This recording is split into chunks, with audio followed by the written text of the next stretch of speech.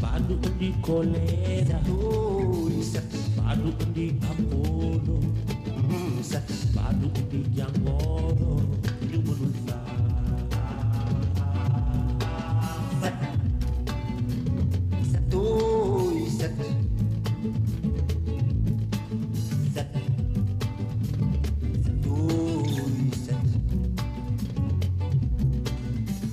Padu di kolera.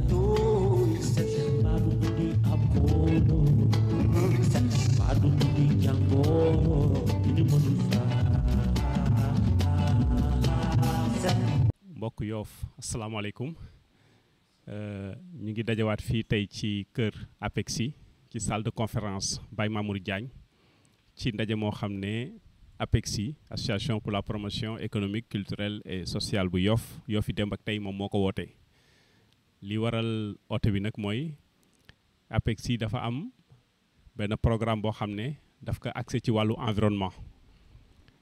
ci biir wàllu woowu nag am ci volet bu ñuy wax assainissement xam nga bu ñuy waxee assainissement dafa am assainissement liquide ak assainissement solide tey nag ñu ngi ci wàllu volet assainissement solide boo duggee ci biir am na dinañ faral di wax ne camion bi na ramasser camion bi loolu muy ramasser dafa am fu muy jógee mu ngi jóge ci kër yooyu nag nan la fay jógee loolu moo ñu fi dajale tey moo waral APEXI oote APEXI ñan la woo APEXI mu ngi woo comité de gestion de quartier yi tout à l'heure Aziz dana ñëw ci lii dox diggante APEXI ak comité de gestion de quartier yi ba tax mu woo comité de gestion de quartier yi ñooñu nag ñoo fi yebal ay ndaw tey xam naa kon laata ñuy tàmbali liggéey bi dañuy def benn tour de table su ko defee ku nekk présenté wu parce que ñi fi nekk ñëpp xamante nañ waaye day baax aussi ñu xam tey ku fi nekk kan nga fi toogal su ko defee bu fi yëkkatee kàddu wala booy dem di def compte rendu alors compte rendu bi mën a fidèle man nag maa ngi tudd Oumar Ngalla Diène ñu gën ma xam ci As sama liggéey fii ci APEXI mooy damay yore lépp lu jëm ci coordination wu administration bu APEXI merci beaucoup. salaamaaleykum wa rahmatullah maa ngi tudd El Hadj Abdoul Aziz Thiaw bon ñu gën ma miin si Dabaax man maay deuxième vice-président bu APEXI teewal fi comité directeur bi président Serigne Mbaye nekk si bopp bi donc ñu am mbégte di leen fi dalal. bon asalaamaaleykum mbooloo mi maa ngi tudd Mamadou Silla ñu gën ma xam si Adama Silla nekk président comité de gestion quartier Dagoudane merci jërëjëf jëf. asalaamaaleykum maa ngi tudd Issa Samba ñu gën ma xamee si imam Seydina jàkk nga paru ma teewal fii comité de gestion bu nga paru. bismillahi rahmaani rahim maa ngi tudd Seydina Issa Laye Diagne nekk fi représentant vision 129 taxaw fi waa Layène gi quartier Layène bi yëpp. salaamaaleykum man maa ngi tudd Saliou Thiaw Baye Zal comité de gestion bu Tëngoor merci beaucoup. salaamaaleykum maa ngi tudd Mamadou Diagne ñu gën ma xamee si Doudou Diop maa ngi représenté comité de gestion bu APEXI 2S. salaamaaleykum wa rahmatullah maa ngi tudd Mame Seyni Ndiaye teewal fii comité de gestion bu Gent. salaamaaleykum maa ngi tudd Abdourahmane Mbengue maa ngi dëkk Ndenaat nekk membre ci CD bu APEXI représenté aussi quartier bu Ndenaat. bismillah auzu billahi mina shaytaani rajiim bismillahi rahmaani rahiim maa ngi tudd Fatou Gningue maa fi teewal APEXI écologie. asalaamaaleykum waa Yoff maa ngi tudd Adja Fatou Diène dëkk Ndioufène teewal fi waa Ndioufène. salaamaaleykum man maa ngi tudd Koumba Dieng bokk CA bu APEXI représenté fi bàjjenu gox yi merci. salaamaaleykum mbooloo mi bon maa ngi fi toogal waa ICG maa ngi tudd Mamadou Ndoye ñu may oowee Modou Mbengue toogal fi waa ICG ñi nga xam ne ñooy jël mbalit mi. salaamaaleykum mbooloo mi maa ngi nuyu ñëpp ku su ne sa tur sant maa ngi tudd Arona Ndoye bokk comité directeur APEXI toogal fi comité de gestion bu. ñëpp ci tour de table bi mais aussi ñu nuyu suñu aleykum salaam ñu nuyu waa Yoff Mbollo TV vraiment di ay partenaires yu am solo yuy accompagner waxuma rek APEXI waxuma rek comité de quartier yi mais di accompagner waa Yoff ñëpp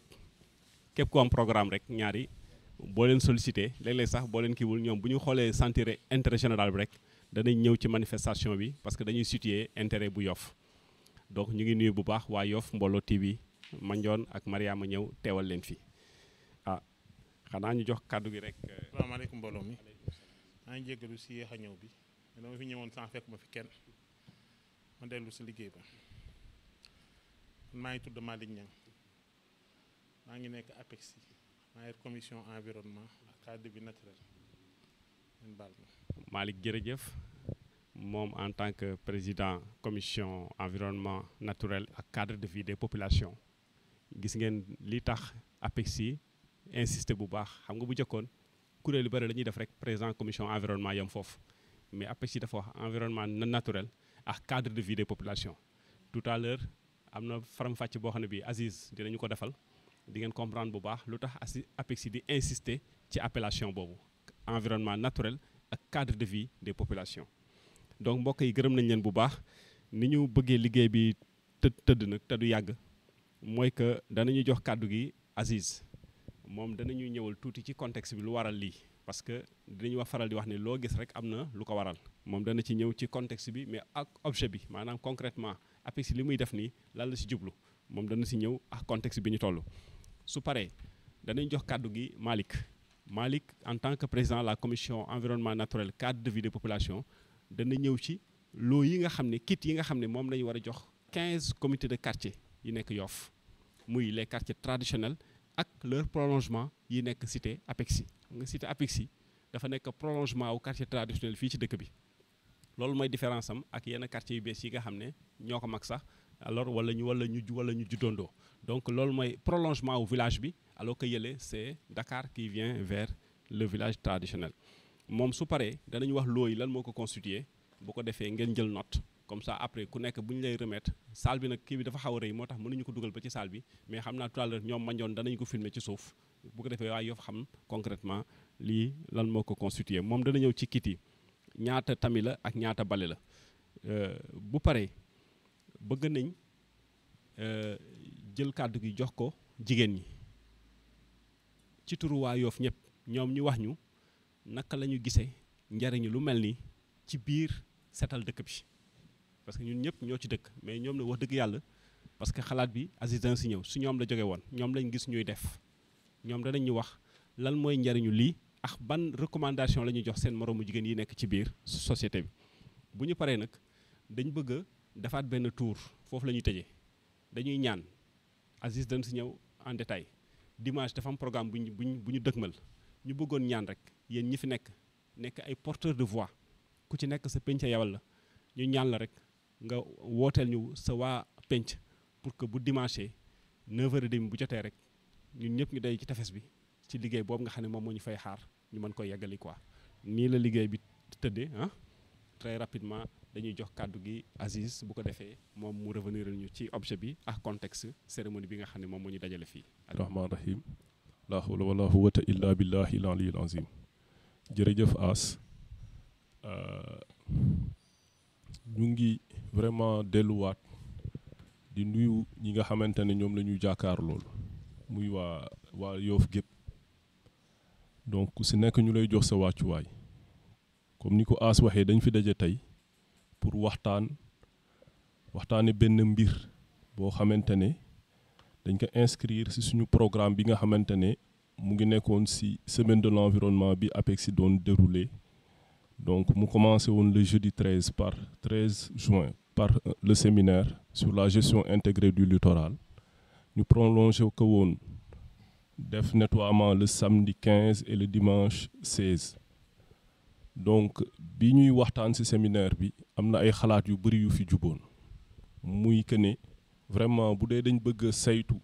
cet ak Yoff en général bu tefes gi en particulier waruñu nettoyer rek benn yoon arrêté donc si loolu vraiment si lañ tegoon en place benn plateforme APEXI ànd si ak mouvement yi nga xamante ne ràññeeku woon nañ si wàllu nettoiement donc ngeen baal ñu rek ñu cité leen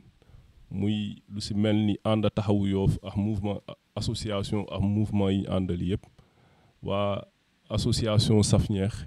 waa vision 129 groupement central amoon nañ fi représentant aussi pencum Yoff mouvement Seller mouvement Réveil waa CCI association des écoles de football de Yoff association des plongeurs àndoon nañ si aussi Rafi aussi teewoon nañ fa donc ak quartier Yoff yëpp parce que APEXI comme ni ngeen ko xamee cëslaayam mooy quartier yi Yoff donc ba tax na en général ku bokk ci comité directeur bi rek ñii ci ëpp seeni quartier ñoo leen yebal donc ba nga xamante ne lépp lu ñuy def gannaaw ba APEXI Yoff moo ko moom lépp lu ñuy def rek dañ koy jéem a accès vraiment centré que ci quartier yi pour ñu porter loolu donc ci loolu ñu amoon benn seetlu bu ñu defoon ci dëkk yi parce que ñun ñëpp ci dëkk bi lañ dëkk ñu gis vraiment képp kuy dox ci mbedd Yoff gis nga lay bi nga xamante ne ñi dëkk ci koñ yi ñu ngi koy def muy lu rafet loo xamante ne gisuñu ko feneen muy loo xamante ne APEXI daf ci war a jàpp war ko gën a fësal ñu war a encourager ñëpp ñu def ko ci la xalaat juddu woon ñu ne nañ xool nan la ñuy jëlee ci li nga xamante ne mooy budget APEXI ñu génn ci lenn jënd ci ay bale ay tami dimbalee ko ñi nga xamante ne ñooy lay mbedd yi donc ci loolu moo tax tey ñu oowoon comité de gestion de quartier yëpp pour jox leen loo yooyu ñoom bu ñu delloo seeni quartier dinañ xam nan lañ koy séddaalee donc loolu moo sabab daje bi donc loolu mooy benn wàll bi beneen wàll bi mooy toujours ci suivi activité bi nga xamante ne defoon nañ ko dimanche incha allah le 28 dafa am lu ñu fas yéene def mooy ñëpp xam nañ wala ku seetaan Yoff mbooloo rek gis nga xeet ba ni mu mel biñ fa demee charrette yiñ fa fekkoon ci sutura yàlla waxtaan nañ ak ñoom ba charrette yëpp jóge nañ fa donc ci loolu ñaan nañ partenaires yi nga xamante ne ñoom lañ àndaloon ñu ngi leen di remercier au passage di ñaan sunu borom vraiment mu fay leen muy waa ville de Dakar ak lu mel ni fondation port autonome de Dakar donc waxtaan nañ ak ñoom ba nee nañ mën nañ fi indi matériel lourd donc muy pelle mécanique ak ay camion pour ñu tibb mbalit mi nekk ci xet ba donc ñu jàpp que dimanche bi di ñëw incha allah jàppoon nañ ko dimanche bi passé mais comme Sénégal ñëpp xam nañ ne dafa nekkoon ci dëj parce que Tanor dafa gaañu yàlla na ko yàlla yërëm donc on sait ñoom dañu proposé woon ne du rafet ay autorité wàcc yi ñu leen di filmer ci télé yi ak yooyu am seen benn naataangoo bu génn àdduna donc ñu ñaanoon ñu pousse ko ba dimanche ginnaawaati suba incha allah donc ñu war fa daje Yoff gépp pour nettoyer loolu ci loolu plateforme bi ne ginnaaw ba matériel lourd yi ñoom ñooy tibb mbalit mi donc dina rafet waa Yoff ñii fii ñëw di ñu dimbali gis nañ ñun am nañ farlu vraiment ci wàllu bale donc loolu moo tax ñu oo ñëpp pour ñu wàcc waa tefes li ko dalee ginnaaw jàmmalaay ba kësu ku man rek ñu wàcc donte le ku nekk benn mbuus nga yëkkati ko pour vraiment ñu gën a sensibiliser nit ñi parce que ñun tefes gi lañ am géej gi lañ am donc am na dinañ nettoyer waa tefes gi am na aussi nettoiement fond marin suñu mbokki plongeurs yi aussi dinañ def comme ni ñu defoon nettoyer fond marin bi muy xondama ak type donc loolu daal mooy programme bi peut-être après comme ni ko As waxee dinañ ci ñëwaat pour ku nekk nga dimbali ñu oowal ñu sa defal ñu appel pour sa waa quartier ñu ñëw jàpp parce que li ñuy def nii jaamu yàlla la Yoff lañ koy defal donc daal ci ab tënk loolu mooy li nga xamante ne moo ñu fi dajale benn bi mooy ñu jox leen loo yi nga xamante ne moo jëm ci quartier yi ensuite ngeen lancer ñu appel pour ñu ànd ñun ñëpp ñu tase dimanche à partir de wax na sànq 9h30 defe naa bu ñu ko defee 8h sax mooy tane donc képp koo xamante ne da nga naroon a sport rek nga ñëw loolu defe naa bu ñu ko defee dinañ def sport defaale peut-être comme Baye Djibril Diop da daan wax esi koppar bi defe naa esi yiw lay nekk donc amaale ci aw yiw dina ci baax trop donc di saaku ci waa Yoff yëpp vraiment ñu ànd dimanche incha allah taxaw pour setal suñu dëkk activités yi nag du fi yam parce que am na plateforme boobu ñu ngi si àndax vraiment gën nañ ko yaatal ba bàjjani gox yi si lañ waa CMU si lañ gis nañ waa biir ak xeet war nañ tase ak imaam yi donc li ñu bëgg daal mooy ñu ànd ñun ñëpp saytu Set ak Yoff vraiment buñ jógee si tefes gi lay biñ gis si dëkk bi daal rafet na trop donc après defe naa suñu yaay yi fi nekk ñoom ñoo gën a habilité pour wax si loolu donc si ab tënk daal loolu laa amoon lu may wax allahumma salli ala sayyidina muhammadin wa sallim. Aziz jërëjëf parce que li nga wax am na solo surtout ci plan de suivi bi parce que semaine de l'environnement bi ñu ko lancé ñu waxtaanal ñëpp dañu insister woon sur le plan de suivi loolu mu wax nag vraiment li koy tënk rek mooy dafa résumer le plan de suivi bi nga xam ne moom la ñu teg pour man jàll ci programme bi pour rappeler leen lii ko taxoon a jóg mooy désencombrement du littoral nettoiement ak valorisation parce que tefes gi dafa jural waa dëkk bi ay njëriñ mu ngi koy def mais am na nu ñuy organiser woo danañu jural yeneen i xeeti njëriñ yoo xam ne yi dana gën a ëpp ci ab lim dana gën a jéggi dayoo ci ab lim mais aussi qualité njëriñ boobu dafay gën a yokku te ñëpp ñoo siy jariñoo parce que dafa nekk loo xam ne ñun ñëpp ñoom ñoo ko bokk. donc comme ni ñu leen ko waxee woon sànq dañuy jox kàddu gi léegi kii di Malick Niang Malick moom mooy président bu commission environnement naturel ak cadre de vie des populations bu Yoff alors pour que moom mu ñëw wax ñu léegi kit yooyu nga xam ne moom la APEXI war a jox quartiers yi 15 quartiers yi ñu lim muy Tongoor Ndenaat Dagoudane Mbengeen kële Ngapparu Ndëngaañ Laayeen Sicap Laayeen ak ay Njuufeen Gent ñooñu ñëpp ak les 5 cités yi nekk APEXI muy cité APEXI 1 APEXI 2 Est APEXI 2 Ouest écologie ak 3 ñooñu ñëpp la ñu boole vraiment jox leen loo yooyu léegi Malick daf ñuy wax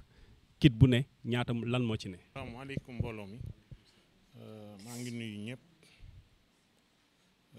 di feddali sama remerciement parce que woote ñu uyu si la vraiment li nga war a jëkk a def mooy remercier ñi uyu si damay jëkk si def appel comme ni ko Dabaax defee mooy damay woo ñëpp ñi ko dalee APEXI ba Tongoor ñu ñëw defar suñu yëf parce que Yoff waa Grand Yoff ñooy ñëw defaral ñu ko waa Yoff ñoo war a mën a defar Yoff li ñu mën a defar Yoff ne il faut des programmes comme bu mel nii donc di remercier bu baax plateforme bi vraiment taxawaay bi am na solo ma yow tous les comités de gestion nañu def appel ci seeni quartier ku am jot na nga wàcc ku am jot na nga wàcc si le dimanche di sàjje it imam yi parce que ñoom ñoo ñu fiy taxaw ci diine ku ci xutba na nga ko def ku ne ci jàkk yi aussi na nga ko waxtaane ak population yi parce que set dafa bokk ci diine parce que suñu benn kilifa bu fi jóge bu yàggul rek muy Papa Birahima Mbeng yàlla na ko yàlla yërëm doon wax ne genn wàllu diine mooy cet waaw moom noonu la ko gisee woon daf ne diine buñ ko xaajee ci digg bi genn wàll gi cet la cet moo làmb lépp donc set donc dafa bokk suñu diine mu doon lu ñu war a fonk di yow aussi tous les plongeurs pour ñu ñëw jàppale ñu ci liggéey boobu xam ne ñoom kese lañ ci yaakaar yàlla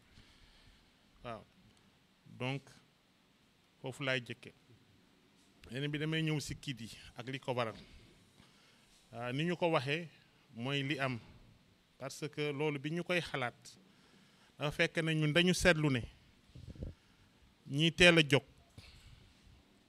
ñenn nañu sax bu ñu ñëw ci jàkka yi avant julli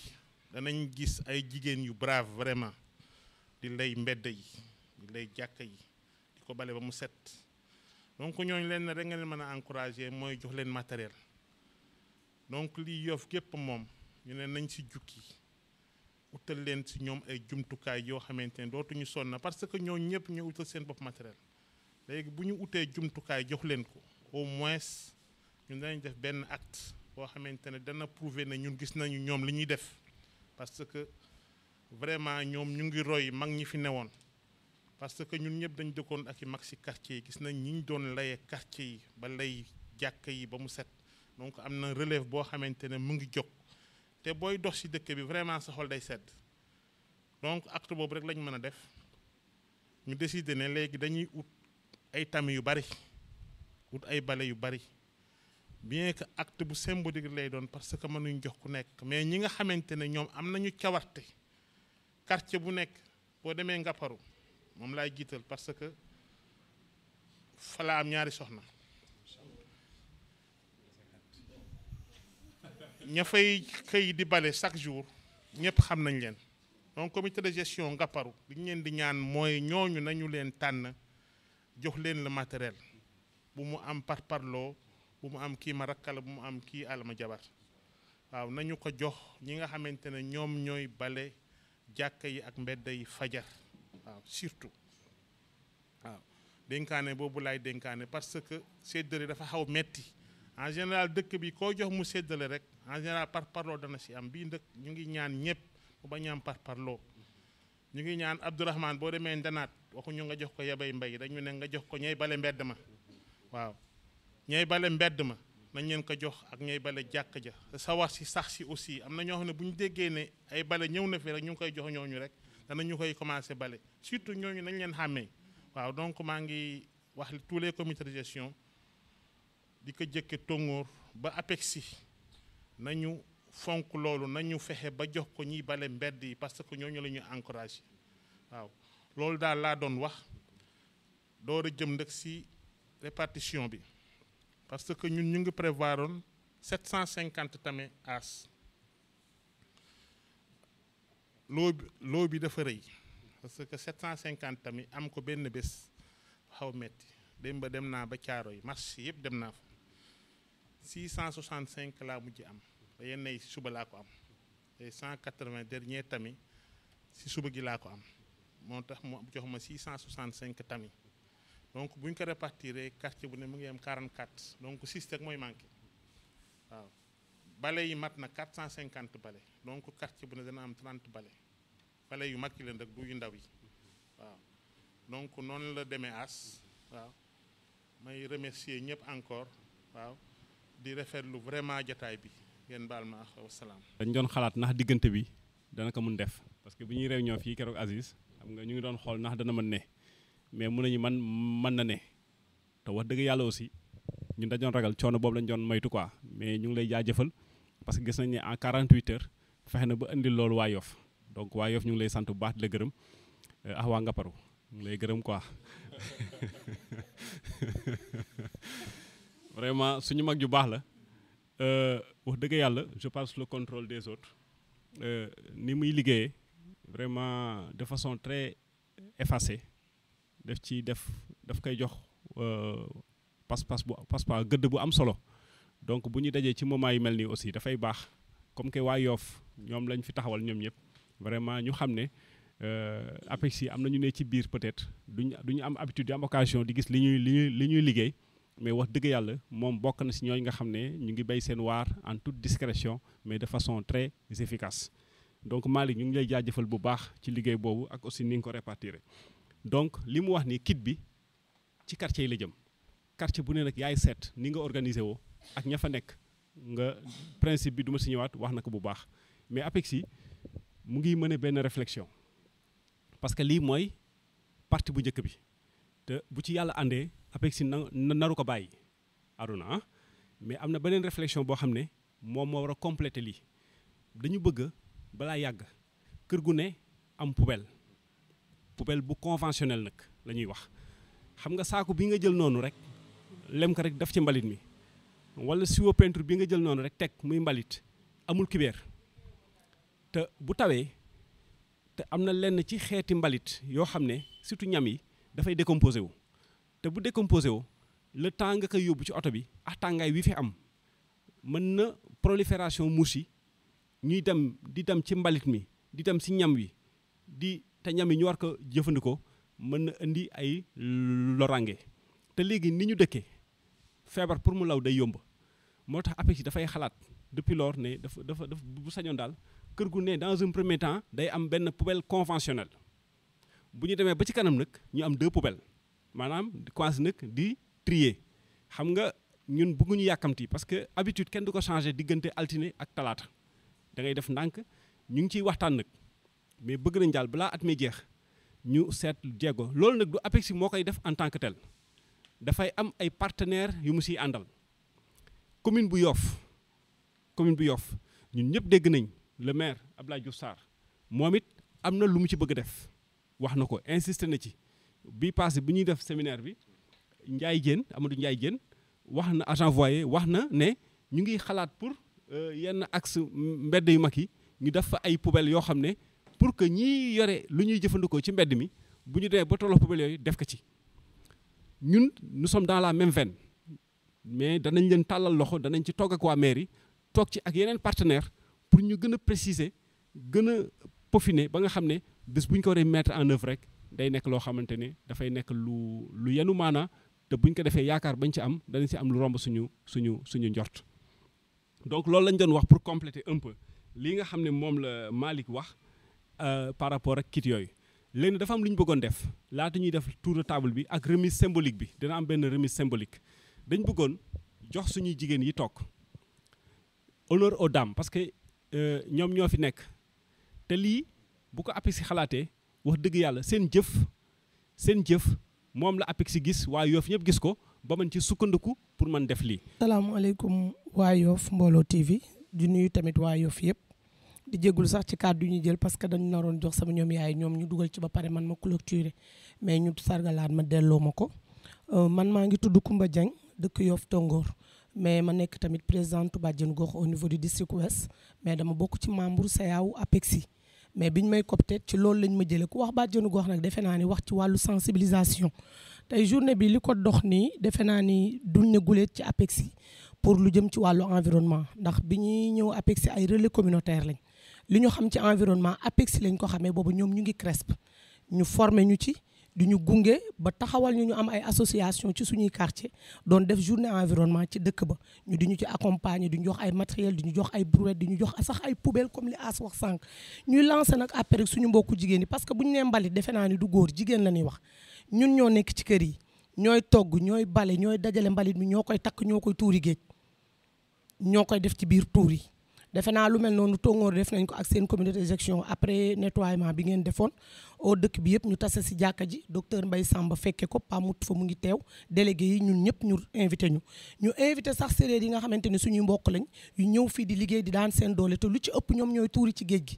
léegi nag bi ñu ñëwee ñu toog wax nañ leen bu ñu leen joxati tuur bu ñu def mbalit nañuy segg mbalit mi ku leen nar a yan tuur bu am mbalit suñ la jàppee du ko jar ci yow ñoom it ñu rafetlu ko ànd ci ak ñun mu commencé ci man ci sama biir kër di rafetloo li nga xam ne APEXI def na ko parce que defe naa ni ki nga fekk muy cotiser ci boppam di natt ndax avec yi bari na Yoff quartier boo dem fekk nga fa avec defe naa ne avec yooyu sax ak calebasse yi ñoo mujjee transformé wu en GIE nekk ci quartier yi di bale mbedd yi ak di defar mbedd yi ak di defar jàkk ji kenn ku nekk soo xëyee tamit di gis loolu lu baax lu ñuy roy lu nekk nag defe naa du ñu def lu du rafetlu ko rafetlu nañ ko lool ndax quartier bu ne yaa ko waroon defal sa bopp tey bu APEXI jëlee dooleem jël ay xalaatam dajale rassembler quartier yu fi yëpp ñu daje lu mel nii di ko def tey ji dañ ci sawar loor pour teew ci jot gi nag mayewu ko bàjjen yëpp waroon nañ ci ñëw mais ku ne xam na ne semaine bi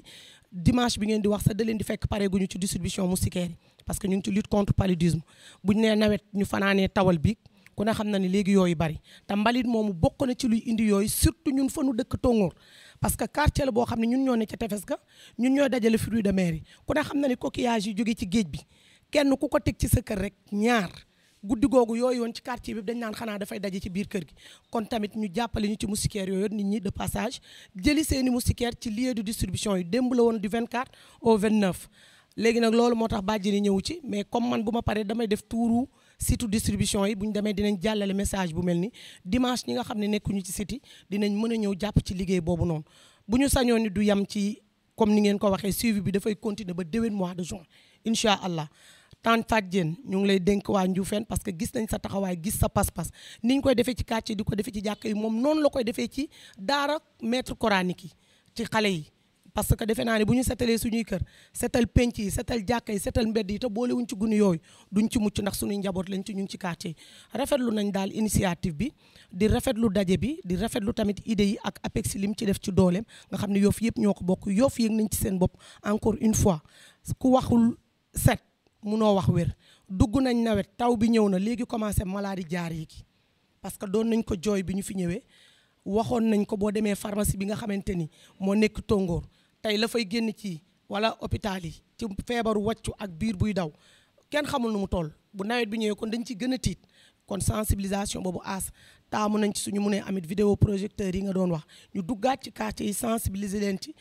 tegal leen ko invité jigéen ñi surtout ñu ñëw assister ko ba kenn ku ci nekk xam ne tefes ga na mu mel yow sa loxo mu ngi ci biir parce que këpp nga fa mbalit mbaa nga këpp lu fa mbalit léegi nag li ñu bëgg mooy tefes goo xamante ni ndox mañ fay tuur dootul am mbalit mais mbalit du pour géej gi mais ci kaw la poubelle yeet ñu ngi leen ci xaar yàlla na yàlla mottali projet bi ba nga xamante ni ñëpp dinañ ci yëg seen bopp bu wax ji guddee ñu jégal ma xam ne defar rek lañ ci jublu di lancer appel quartier yëpp ni ñu ko waxee APEXI ba Tongoor képp ku ci nekk boo déggee appel bi mooy sa woote bàjjenu gox yi acteurs communautaires yi muy relais yi ñëpp ñu ngi leen di woo groupement féminin yi avec yi ñoom ñëpp ñu ngi leen di woo kenn ku ci nekk bul xaar ku la waxaat sa quartier di la woo wala sa délégué de quartier soo seetaanee lii ci Yoff Mbollo TV xamal ni mooy sa appel dimanche war nañ tase fii ci kër APEXI ànd ko jàmmalaay ba Tongoor tefes gi set ku fi dikk naw ñu ku fi dikk xam ne lu set kase la ñu am maa ngi leen di jaajëfal merci beaucoup. salaamaaleykum waa Yoff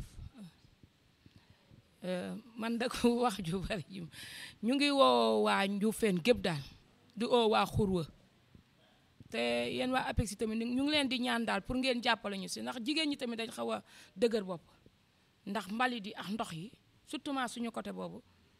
si mbedd yi lañ koy sotti ba léegi bi may ñëw léegi jabaru imam mu ngi may réclamé ne ma pour bu ñu leen mënee jàppale si koñ boobu woo nañ ñëpp daal si set setal bi ñun waa Ndioufène moom xam naa ne wax dëgg yàlla ñu ngi si set setal bi dañu yor foofu daara buñ balewlee sax xale yu tuuti daara ji sax ñoom ñooy bale ñooy set setal jàkka ji ñooy raxas ñooy defar yëpp ma ànd ak ñoom ak samay doom ak ñeneen ñi sawar si quartier bi ñu woo ñëpp nag il faut que tamit ngeen jàppale ñu si ndax booy wax dañ naan da nga bari wax wala da nga bëgg a commandement wala lii bu ñuy dem juma mbedd moomu jëm juma ji foofu yëpp dañ koy tuur léegi bi may ñëw kii sax xamul lu may dox waaye dana ma wax leen ne ñu jàppale ñu si mbalin mi ginnaaw kër ñangambee nga foofu yëpp ab salte la te booy wax tamit locataires yi ñoo ko fay def du dëkk yi nañ ñu si jàppale tamit ñu ngi ñaan tàllal suñu loxo ñëpp pour ñu ñëw jàppale. ma leen di sant di leen gërëm si teewaay bi ndax jigéen boo ko joxee lay yu jox ko bale jox nga ko ay jumtukaayam set moom dafa baax si dëkk man fu ma dëkk moom maay bale terrain ba man rek maa fa dëkk si waa Yoff mais dama jàpp ne man maa ko moom parce que maa fi juddoo événement bu amee damay bale ba buntab jullukaay ba damay bale ba buntab terrain ba lépp rek si defar kenn ku nekk boo jàppee ne maa ko moom rek dara du salti ñu di leen woon nag si oote bii pour ngeen jàppale ñu si defar Yoff setal Yoff ku nekk defar gox bi nga dëkk bu lépp a setee rek dina baax ndax seet si jaamu yàlla la bokk. asalaamaaleykum waa Yoff ñu leen di nuyu kenn ku si nekk si turam ak santam di lancer nag appel boo xamante ni dañuy dem le 29 encore parce que demoon nañ la fois passée bii dañuy dem le 29 le 28 muy dimanche bu soobee yàlla ñuy oo Yoff gépp comme ni ñu ko waxee ñu daje si plage bi surtout Tongoor ñu daje foofu daal ñu seetal suñu bopp parce que bu ñu seetalee suñuy kër rek bàyyi biti bi day xalu day waar mën na si kàddu suñu président bu comité de gestion bu ñu naan Youssou Ndiaye ñu ngi lancé appel wante nag gépp ñëpp nañu génn ci plage bi ñu defalal suñu bopp. asalaamaaleykum wa rahmatullah ñu ngi nuyu ñi fi teew ñëpp di kontaan bu baax si oo bi ñu oo fii ñu ñëw xamuñu woon lan la waaye biñ ñëwee ñu boole ñu si lu mel nii kontaan nañ si bu baax xam naa ñi jiitu fi ñu jaar la ñuy jaar rek mooy di wax ne li ñu bëgg ñëpp ko bokk ñun dëkk si fi ñu dëkk tàmm nañ am na yoo xamante ne buñ ko yékkee day mel ni kenn nit wala ñaar rek la ñëpp dañ leen di seetaan wala ñoom ñi nga xam ne ñoo koy def ëppal wala waane moo tax ñu di ko def ñun mentalité boobu lañ am te loolu nag fekk jeexul si suñu xel yi suñu bopp yi cet giñ bëgg si dëkk bi wala civisme bi ñu bëgg wala normal bi ñu bëgg nit ñi normal ko du am. il faut bu ñu yëkkatee benn programme bu mel nii mooy seetal kër yi seetal mbedd mi seetal géej gi ñëpp jóg jàpp si taxaw si ngir xam ne loolu yow tam si nga bokk ndax bokk na si li tax rek nga war see jàpp boo jàppee ne yow du yow yaa ko salteel am sa doom mënoo kaa canaliser chaque jour sa doom mu ngi génn dem si mbedd mi te mu ngi tilimal foofu yow nga jàpp ne kër gi rek moo war a normal kon boo gisee ne sa doom mu ngi am àq boo xam ne mu ngi koy jox waa mbedd mi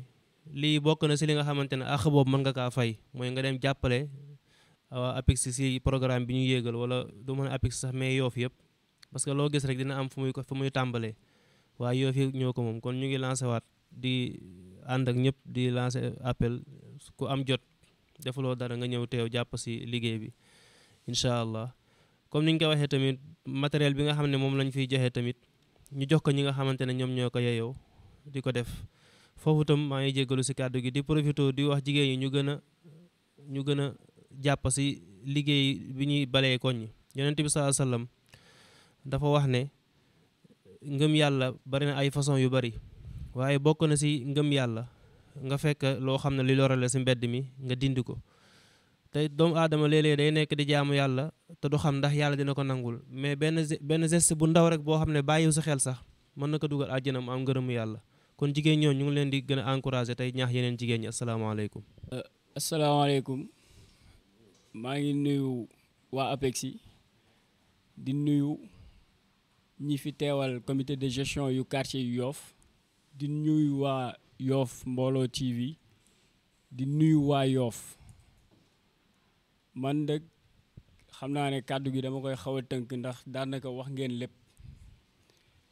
et au passage maa ngi remercier waa APEX parce que j'ai bénéficié benn subvention bu ñu subventionné woon pour ñu dem def benn formation de moniteur des collectivités éducatives ñu ngi ko defee Saint-Louis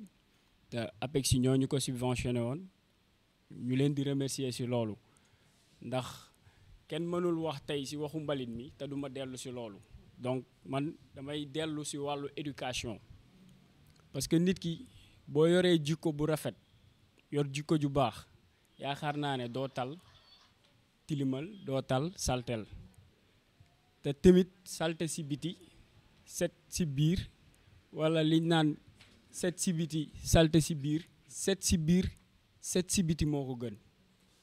kon bu ku nekk yoree jikko ju rafet ci sa biir kër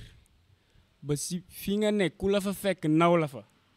boo génnee ñëpp naw la kon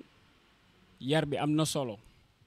ndax nit bu yaroo bu yoree mbuus walla bu yoree këyit walla bu yoree mouchoir bu amee yar dina ko téye ba gis fu mu ko war a mën a def mu def ko fa te c'est très dangereux ñu jël ay mbuus di ko sànni ci suuf ay inconvénients yu garaaw la am te yaakaar naa ne ñu bëri conscient wu ñu ci ndax mbuus fu mu suulu am na benn surface boo xamante ne garab du fa sax te garab bu saxul yu bëri dinañu manqué dina indi feebar dina indi leneen ak leneen parce que garab yi ngeen di gis ci la ñuy witee li ñuy dundee absolument donc c'est très important ñu bàyyi xel loolu di jox kàddu gi suñu papa bon di rafetlu encore seen invitation di rafetlu encore seen initiative di jeexalee ci benn mbir que ñun ñi fi toog tey man dama yaakaar ne ku ci ne war nga mën a am contribution ci sa quartier ndax nit bu quartier bu lëmm jëlee benn nit ne la demal nga teewal ñu kon kooku am na sas kon ñun ñi fi toog dañ ñu sas ba tax na sas bi ñu sas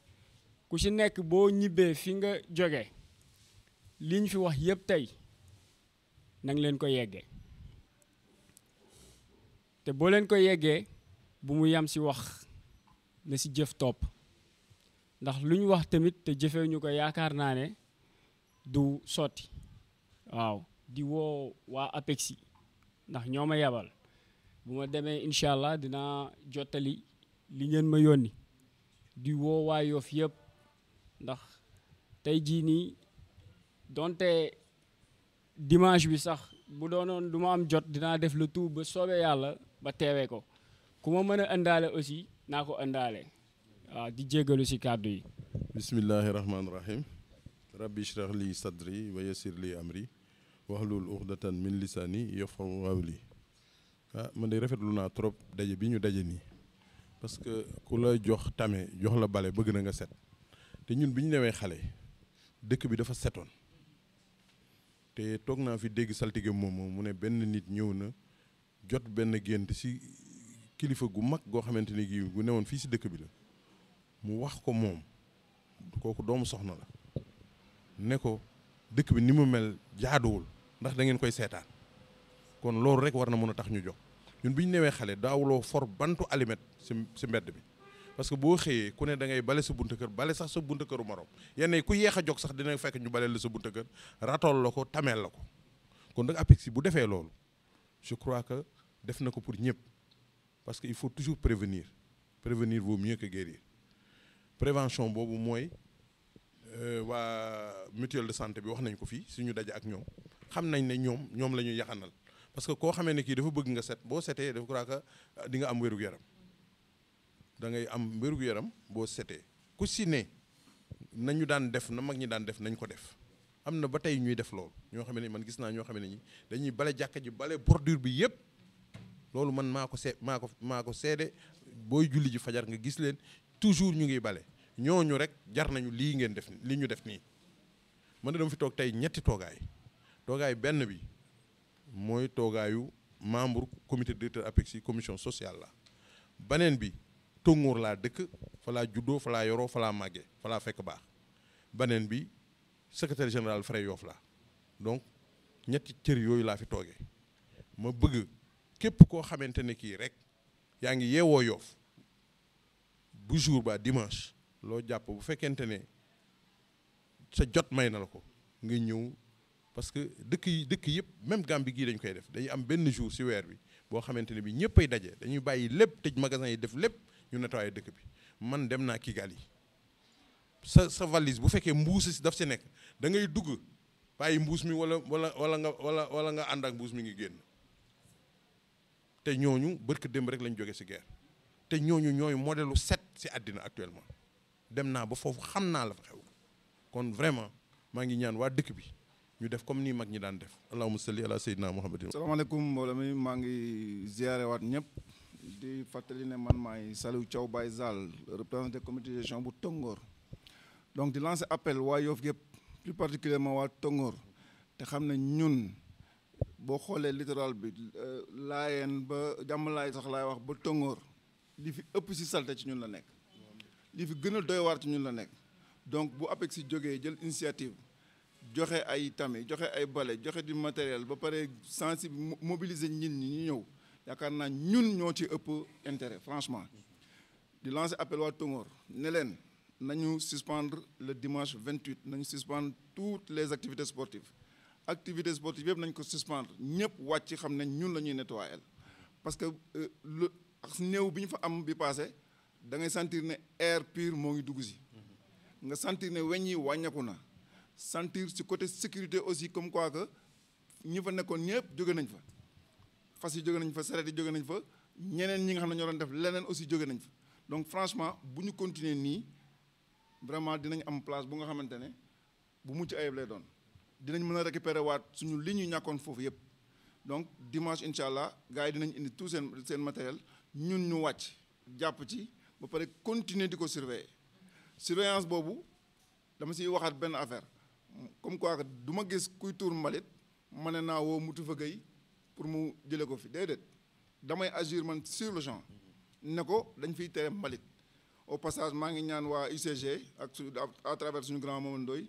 bu ñu mënee am benn oto boo xam ne day déparé foofu ci wetu projet ba côté Tongoor ci wetu terrain ba vraiment dinañu arranger pour permettre ñi nga xam ne par exemple ñooy tuur mbalit guddi au moins ñëw bu ñu mënee ñu tuur ko ci oto bi le temps que oto bi génn def tuuram dem vraiment maa ngi lancé waat appel ñëpp vraiment ñu teew jàpp ci mbir mi te xam ne suñu mbir la asalaamaaleykum wa rahmatullah. asalaamaaleykum ñu ngi ziar di nuyu waa Yoff gépp maa ngi tudd Seydina Issa Laye Diagne représenté fi quartier Layène dafa dëgg yàlla moom ñu ngi woo waa Layène gépp dafa dëgg yàlla moom bu ñu nee si wàllum set moom si la ñuy xëy di si ngont di woo comité de gestion bu Layène bi yëpp di ko dalee si Tànday Mbengue mi nga xamante ne moo yor côté jàkka ji di bale guddi di bale bëccëg di woo ñoom Mame Bàccu ba jigéen ñi ma nekkal muy vision 129 ñi nga xamante ne ñi ngi nekk si biir Layène di nettoyer guddi di nettoyer bëccëg di woo tamit suñu chef de quartier Njiin Mariama ak ñi mu àndal ñëpp dafa dëgg yàlla si ndigal lañ fi ñëwee si APEX nag li mu def dafa am solo mooy kon li suñu yaay wax léegi nii rek jigéen moom boo ko joxee bale jox ko tamit mooy na set te yaakaar naa si la ñuy xëy suba di si ngont ñu ngi si waa Layène gépp daal wax dëgg yàlla moom ñu soxla tamit dimanche fu waa Layène nekk bu nekk ñu dajee si place jàmmalaay bi dem place frigo pour ñu mën a séddale ku nekk fi nga war a ne si tefes gi pour mën a nettoyer suñu dëkk wax dëgg yàlla moom am nañ ci kontaante bu baax a baax a baax a baax a baax ñu ngi gërëm as tamit bu baax ak daa baax wax dëgg yàlla ànd bi boobu léegi rafet na lool nee na ñu li nekk ni yéen suñuy kilifa te wax dëgg yàlla lii Yoff dafa ko soxla woon Yoff dafa soxla woon lii moo tax bi ñu ko mébétee ngeen oo ñu si ñu sawar si lool yal na si yàlla may ñu dugg si bismillahi rahmaani rahim ñu gën a si alhamdulilahi rabbi alamin yal na si yàlla may réussite bu baax jërëjëf aouzu billahi mina sheytaani rajim bismillahi rahmaani rahim alhamdulilah wasalaatu wasalaamu ala ashrafil mursalin sayyidina mawlana muhammad ibn abdillah wa ala alihi wa sahbihi ajmain bokk Yoff asalaamu aleykum wa rahmatullahi taala wa barakatuhu ñu ngi leen di nuyu di ñaan yàlla li nga xamante ne moom la ñu jublu muy dimanche 28 juillet muy nettoyage bi ñu fas yéene def si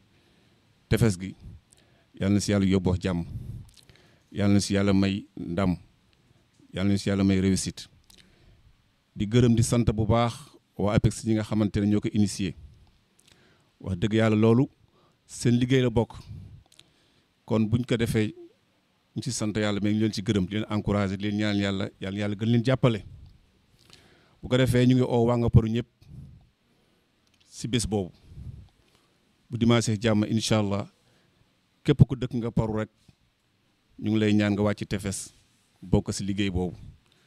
ñun exceptionnellement bés boobu dimanche boobu ku ne xam na ne waa Ngaparou jàkka ji dañu am benn comité boo xam ne chaque dimanche ñu ngi si jàkka ji di ko nettoyé mais incha allah dimanche boobu bëgg nañu tëj jàkka ji exceptionnellement wàcc tefes ànd si liggéey ko ñëpp di ñaan ñëpp daal ñu génn parce que dañ ne un corps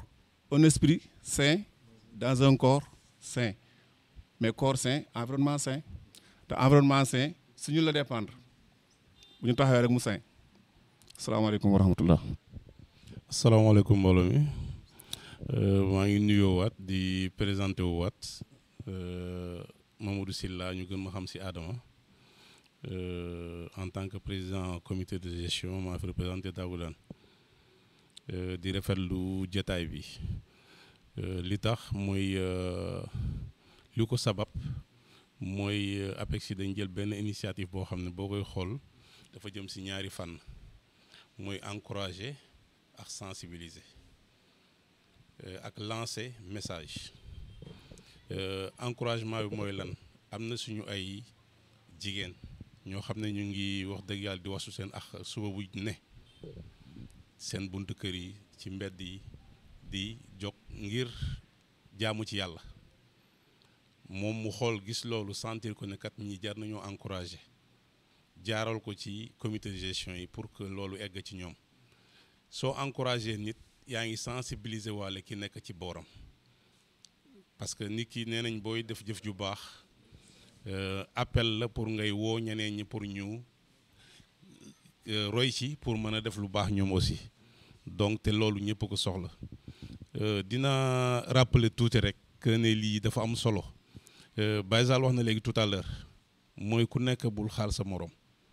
mooy boo gisee kuy def dara bul ne kële moo ko war a tere déedéet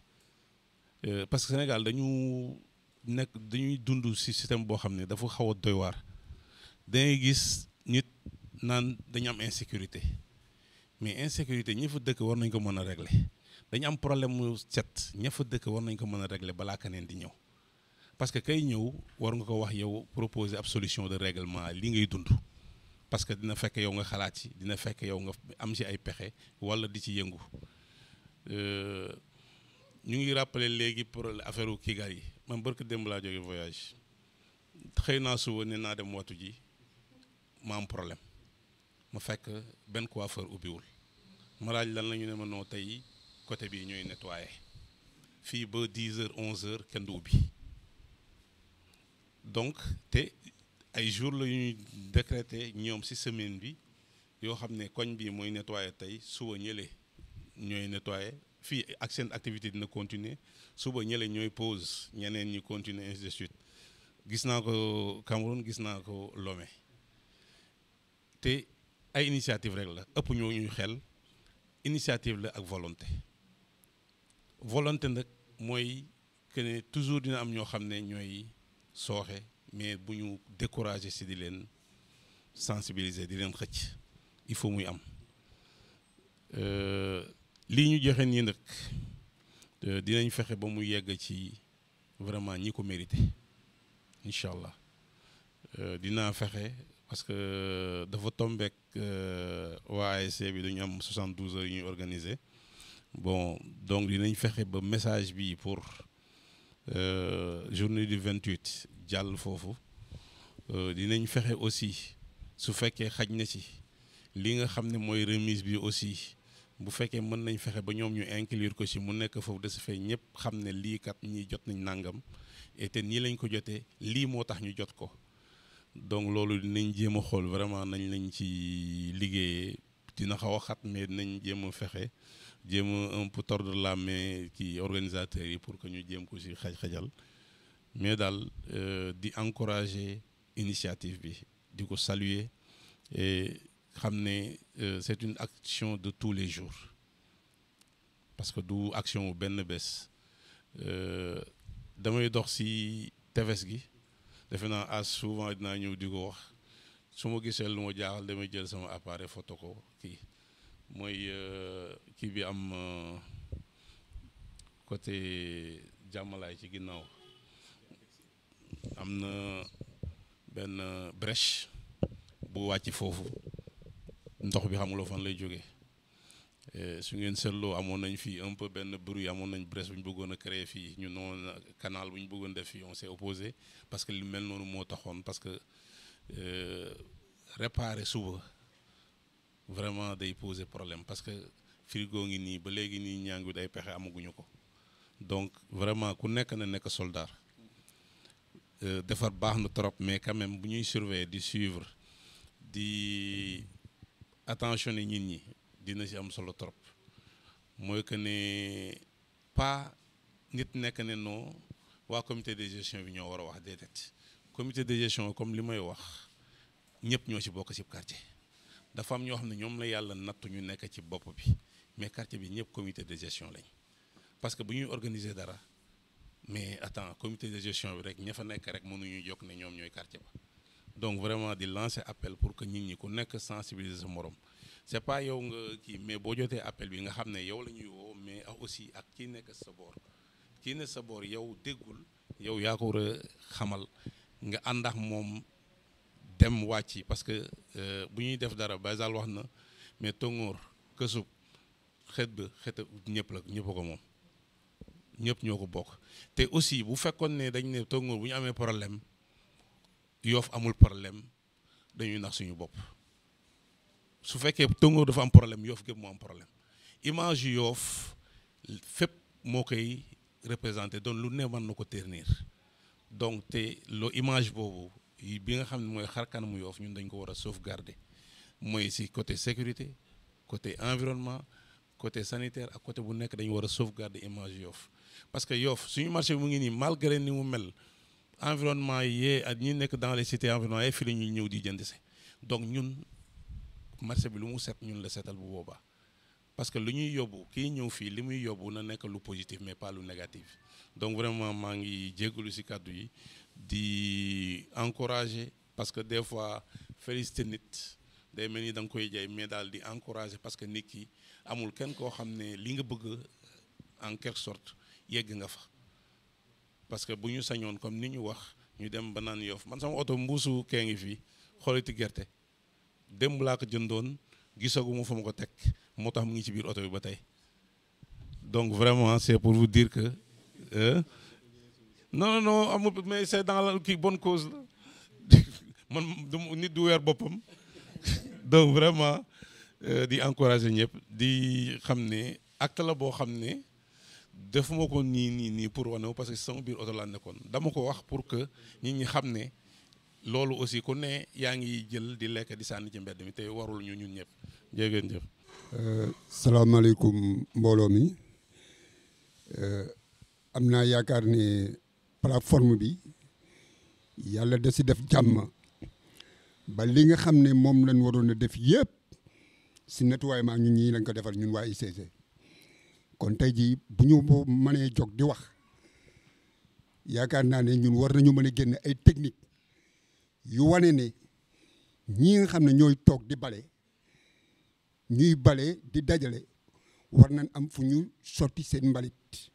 war nañ am bu ñu nettoyé quartier bu ne quartier boobu la ñuy nettoyé di ko def si ay saaku yaakaar naa ne war nañ am lu ko ñëw jële foofu yóbbu ko te yaakaar naa ne mënoo setal te amoo li ngay setal lu ko yóbbu may dolli si loolu mooy quartier bu ne dañ lay jox bale jox la tame pour nga bale te seetlu naa ne quartier bu ne boo fa jaaree di nga fa fekk ay saaku yu mu fay fekk mooy dañuy bale def ko si ay saaku teg ko si benn angle boo ko tegee si benn angle bu fa yàggee locataire bu wàcc si kaw si dëkk bi buy génn day génnaale mbuusam yow doo ko gis yow mi mu dëkkal mais si saagam la koy def buy génn fekk saaku yooyu ñu teg ko fa xamul ndax mbalit la xamul ndax suuf la xamul ndax xeer la fa la koy teg dem kenn génn si koñ bi gis loolu muy mbalit mu tegaat ko fa ne fii dañ fi teg mbalit bu yàggee dépôt lay doon te dépôt boobu mënul àndax ñun lii ñu bëgg a def parce que boo joxee tame joxe bale ne nañu bale quartier yi yaakaar naa ne bu ñu balee bu pare ba la ñuy bale bu nga ko defee si saaku war nañ mën a am ay moyens yu ko jëlse yóbbu ko moyens yooyu nag si laa jëm ma koy jox waa comité de gestion bi nga xam ne ñoo fi ñëwal comité de gestion quartier yi boo leen demee ngeen joxe bale yi ñay bale xamal leen ne bu ñu balee bu pare saaku 100 francs lay jar si bitig bi ngeen jënd lu ma 10 sacs wala 5 sacs jox leen ne leen boo leen balee ba pare lu ngeen di lay def leen ko si saaku yi ngalla ngeen xool dépôt boo xam ne foo xam ne war nañ ko fa mën a teg ñu contacter plateforme bi bu ñu contacter as dina ma contacter ne waa quartier nangam bale nañu am nañu tel point nangam ñu ñu xool solution bi koy jëlee foofu ñu jëlee ko fa loolu laay wax as parce que même saaku yaa ngi wax affaire poubelle yi c'est très important parce que nit ñi dañu xamul ne saaku bii ngay jëlee sa kër def si mbalit soo ko këppee si oto bi saaku ba ngay yóbbu moo gën a pire mbalit mi ngay tuur parce que dinaa gis nit sotti saaku mu tooy ba mu ko fay jëlee ay sax da ko topp ba nangu ko yëkki daf koy watat su ko watatee ba pare allez suñu éléments yi bu nga ko sànnee day xuloo ñoom ne leen sama saaku waroo leen ko war a tuur ñu ne ko saaku bi baaxul mais da ciy insister te xamul ne mbalit mi mu indi saaku bi muy yóbbuwaat fa la danger ba ne parce que boo ñëwee da ngay teg saaku bi sa doom génn jël saaku bi xam nga bon lu moo tax ma ne poubelle yooyu c'est très important ñu jël ko joxe li may wax daal mooy encore une fois waa comité de gestion bi ñu ngi leen di demander pour bu ñu demee bu ñu layee ba pare nañu xam fan lan teg loolu ñun suñu wàllu bopp dinañ jël solution pour ñëw jël sa loolu yóbbu ko wasalaam maa leen di baalu wax ji gudd na mais dama doon defar rek. asalaamaaleykum mbooloo mi maa ngi leen di nuyu yéen ñëpp ku nekk ci turam ak santam di nuyu waa Yoff gépp man moom Alpha Dione dëkk Tongoor bokk ci comité directeur déjà bu APEXI nekk aussi membre mouvement Pencum Yoff bi aussi je pense que mën naa leen fi représenter xam naa ne liñ fi wax lépp dëgg-dëgg matale woon na mais dañuy dellu lancer appel surtout si ñi nga xamante ne ñooy yëngatu si wàllu sport bi commencé que parce que je pense que li ma wax keroog rek que ni boo seetloo liggéey bi rafet na pour Yoff gépp mais ñun waa Tongoor ñoo si gën a bénéficié wu parce que ni mu meloon avant ñu fay def intervention vraiment ñaawoon na te léegi nii macha allah ñu ngi gis amélioration donc suñuy woote ñu ngi commencé si mouvement Tongoor yi di woo aussi surtout ASC Tongoor nga xamante ne ay jeunes yu dynamique wax dëgg yàlla ñoo fa ne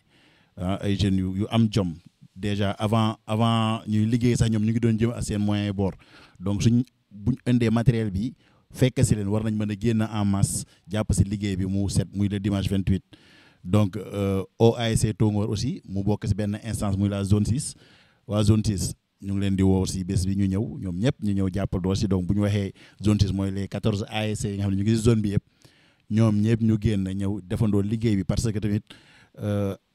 foog ñu dépasser liggéeyu ASC 3 mois nawetaan mu jeex ñu toogaat xaar football ñëwaat ñu nekk ASC yi nag nekk ay association vraiment sportive ak culturelle aussi te bu ñu duggee culture sax suñu neexee ñu boole fi set gi donc ñu continuer si biir année bi ñuy génn di jàpp si liggéeyu dëkk bi donc loolu si laa leen di woo di si woo la renaissance sportive ñoom ñu ngi si biir école de football yi aussi seen teewaay bi passé rafetoon na bëgg nañ bi aussi ñoom ñu ñëw si sama woote toujours Tongoor laa koy gën a accès turu Mbaku Mbaye aussi ñu ngi si biir mais ñoom tamit dañ leen di soxlaa si bés ba parce que après nettoyage bi sensibilisation bi day ñëw je pense que président Zal wax na ko foog bu ñu nettoyé ba pare ba nga xam ne am nañ dëgg-dëgg terrain wala place bi ni ñu ko bëggee woon c'est set exploitation boobu day laaj beneen communication boobu nañ soxlaa troupe bi peut-être donc ñoom aussi ñu ngi leen di oo donc en gros loolu laa si bëggoon wax di woo waa Yoff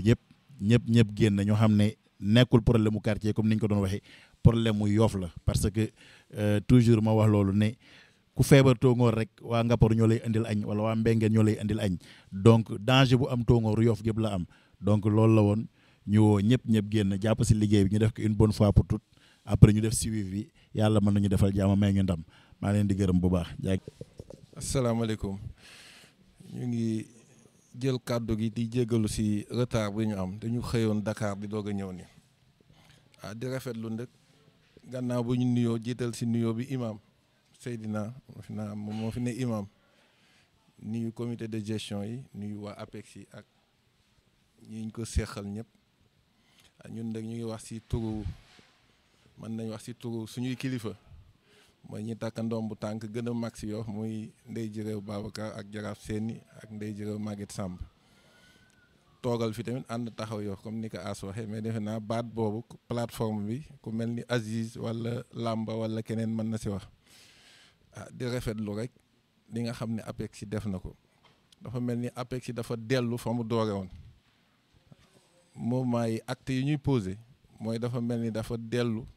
ba ñuy tàmbali la leen mag ñi waxoon bale ji leen seen yi waaw ñu ngi bale moo andi plateforme bi si wàllu environnement tey ñu ngi jëlaat ay kit dajale ko di ko jox comité de gestion yi loolu nag ab junjë la mooy Yoff war nañ taxawaat ba mu gën a set loolu nag tout le monde est interpellé man daal li ma gis mooy Koumba Dieng bu fekkee dafa xalaat loo xam ne ñëpp la concerné bul xool ki ka xalaat bi mu la indil ngay xool te loolu nit ñi nañ ko bàyyi xel daal des fois nit dina xalaat lu baax fekk nit ki daf la neexul rek waaw loolu mu xalaat baax nga bëgg si xëpp suuf te loolu du baaxu Yoff waaw kon loolu ñu ngi si interpellé ñëpp di wax vraiment nañ gën a wàccee suñu bopp rek Yoff ñu gën si taxaw ngir yàlla ak yu bari mën dellu si cet gi nag daf si am solo Yoff mënul ne dëkku cosaan nekk dëkk bi mag si Dakar yi mu ëmb bari na bi passé maa ngi tooñ sax waa Tongoor yi ma gis ay xeer yu ñuy toogu ñu naan fii la maam njëriñ man leen jinne yi leen gën a bëgg ak set bu leen yaakaar jinne ñëw fi ni ngeen ko bëggee yéen ba di ko daw jinne yi leen ko gën a bañ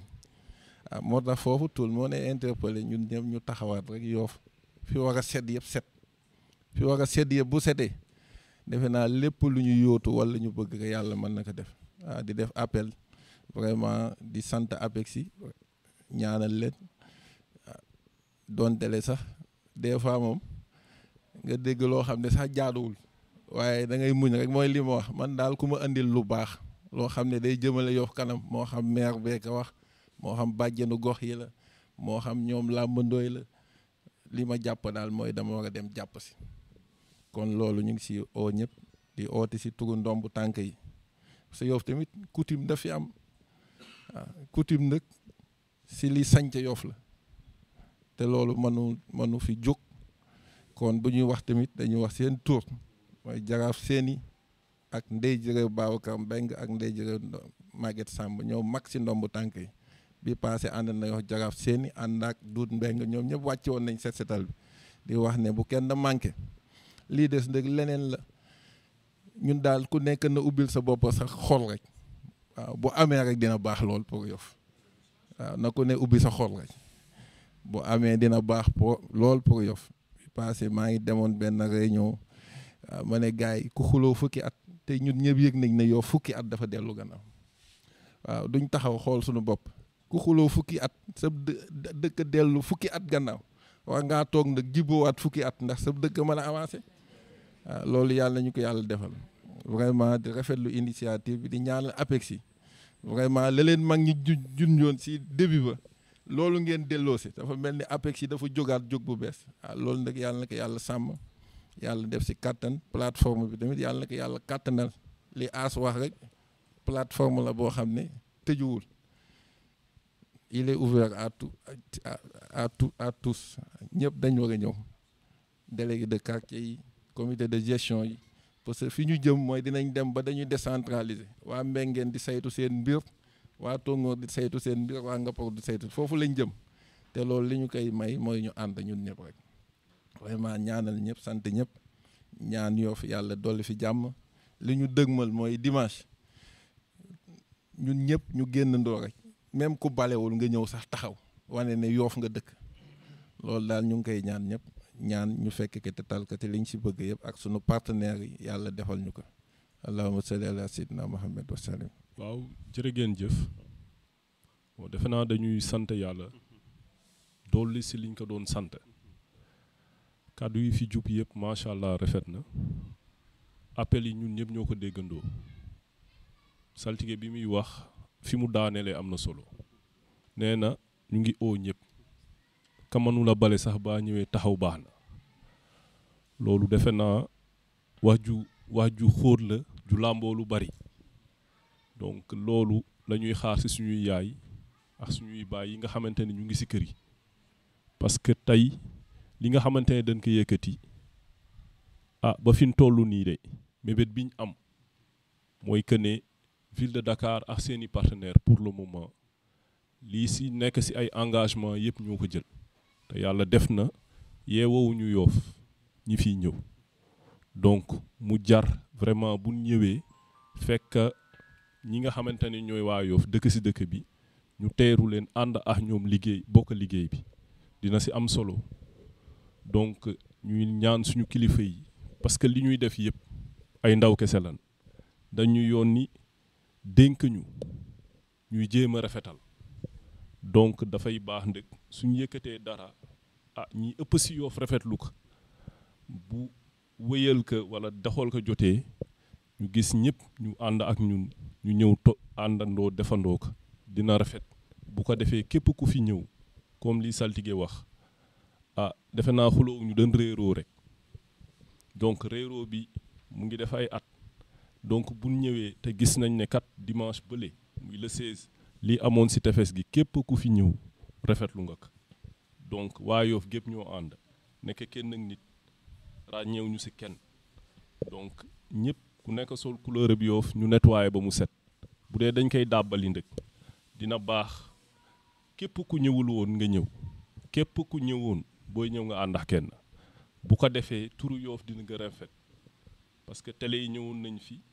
vraiment reportage yi ñu si def rafet na trop donc ñun ñi interpellé nañ ñu ñoo xamante ne nekkuñu Yoff biñ ko gisee TFM dañ ñu woo di ko rafetlu ne loolu la ñuy xaar si dëkk bi parce que fi ñu toog si bitim réew fierté lañu am biñ gisee ne waa Yoff ñoo jóg di nettoyer tefes ak Yoff donc loolu indication la rek donc di ñaan vraiment ñi nga xamante ne ñoo dëkk Yoff ñëpp di fi yeewoo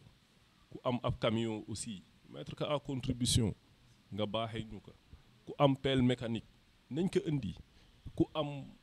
carburant nañ ko indi parce que APEX li muy yor daf ko faagul pour Yoff am na ñeneen ñu siy teg